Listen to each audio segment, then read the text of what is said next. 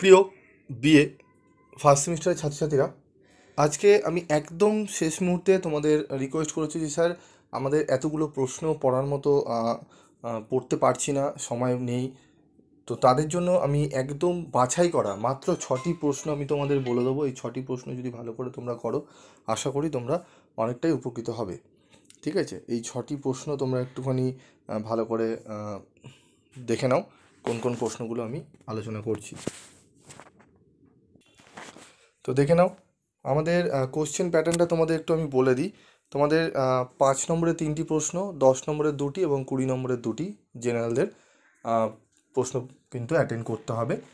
10 নম্বরের 2টি প্রশ্ন করতে হবে, 20 নম্বরের 2টি। তো সেইগুলো কমন পেতে এবং 5 নম্বরের 3টি প্রশ্ন কমন পেতে তোমরা কোন কোন প্রশ্নগুলো দেখবে সেগুলো একটু দেখে নাও।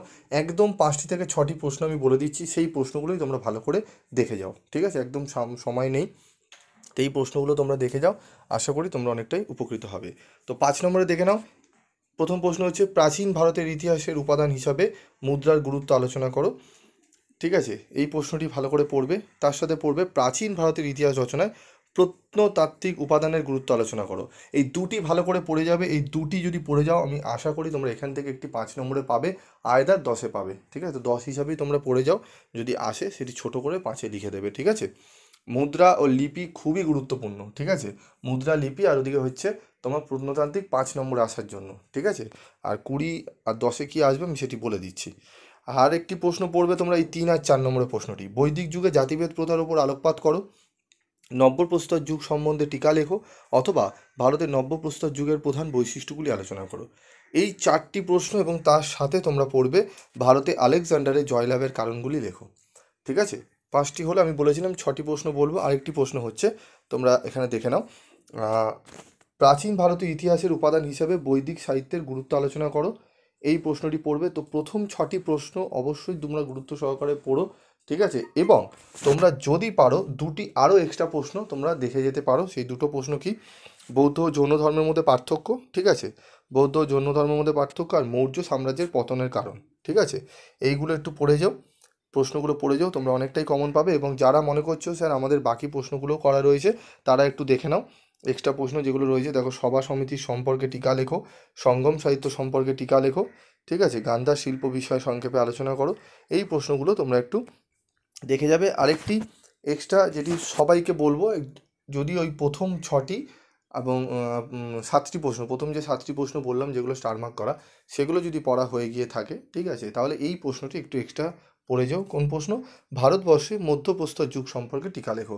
এই মধ্যপ্রস্তর যুগ এবং নব্যপ্রস্তর যুগ দুটো যদি পড়ে যাও, তোমরা 100% এখান থেকে একটা প্রশ্ন কমন পাবে, 5 অথবা 10। ঠিক আছে, এরপর আমি 10 আর 20 নম্বরের যে প্রশ্নগুলো বলবো, ঠিক আছে, সেগুলো ভালো করে শুনবে। সেখানে আমি মাত্র 6টি প্রশ্ন তোমাদের বলে দিচ্ছি, সেই 6টি প্রশ্ন করে যাও। ঠিক আছে, 5-এরগুলো আমি তোমাদের 7টি থেকে 8টি বললাম, যেহেতু ছোটো ছোটো প্রশ্ন রয়েছে, তোমরা একটু পড়ে যেও চেষ্টা করে। ঠিক আছে, তো 10-এরগুলো আমরা দেখে নেবো, 20 আর 10।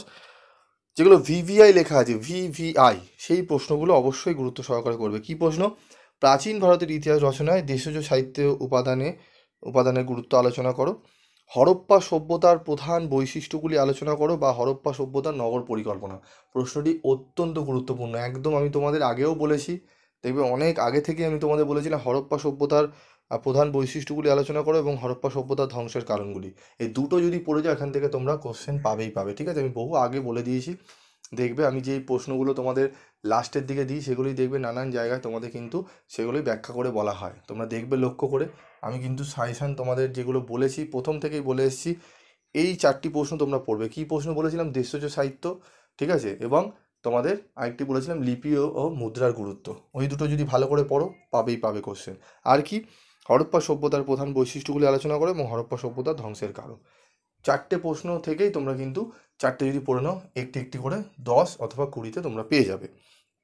আরেকটি প্রশ্ন তোমাদের এখান থেকে কটা প্রশ্ন হলো, 1 2 3টে হলো। ঠিক আছে, এরপর আরেকটি প্রশ্ন তোমরা করবে হচ্ছে, ঋগ বৈদিক যুগে আর্যদের অর্থনৈতিক জীবনের বৈশিষ্ট্যগুলি আলোচনা করো। ভিভিআই প্রশ্ন, যেগুলো ভিভিআই লেখা আছে সেগুলো ভালো করে পড়বে।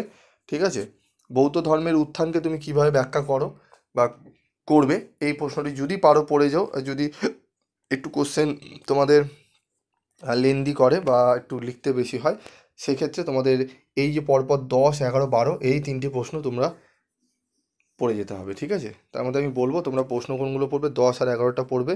মগধের উত্থানের পেছনে বা পশ্চাতে ভৌগোলিক কারণ, অর্থনৈতিক কারণ, বা মগধের উত্থানের পেছনে বা মগধের উত্থানের কারণগুলি কী কী, ঠিক আছে? এটি পড়বে। তামিলকাম বলতে কী বোঝো? প্রাচীন তামিলকাম সংস্কৃতির বৈশিষ্ট্যগুলি আলোচনা করো। 10, 11টা ভালো করে পড়বে। 8 পড়বে ভালো করে, ভিভিআই রয়েছে 2 এবং 3 ভিভিআই রয়েছে, সেগুলো পড়বে তোমরা, ঠিক আছে?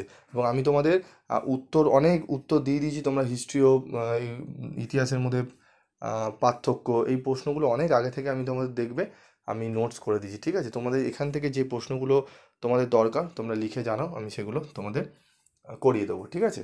এবং তোমরা সেকেন্ড সেমিস্টার থেকে অনেক সাবজেক্টেরই ফ্রি নোটস পাবে।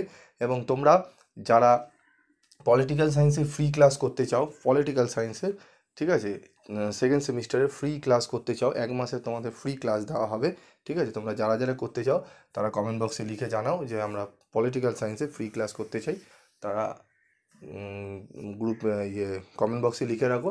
আমি প্রত্যেককে গ্রুপে, আমি একটি গ্রুপ খোলারও হবে, সেখানে অনলাইনে ক্লাসগুলো করানো হবে, সেখানে আমি তোমাদের অ্যাড করিয়ে নেবো, ঠিক আছে? তো কারা কারা অনলাইন ক্লাস করতে চাও পলিটিক্যাল সায়েন্সে তোমরা লিখে জানাও। আজকের মতো এটুকুই, ঠিক আছে? দেখা হচ্ছে পরবর্তী ভিডিওতে। সকলে ভালো থেকো, সুস্থ থেকো।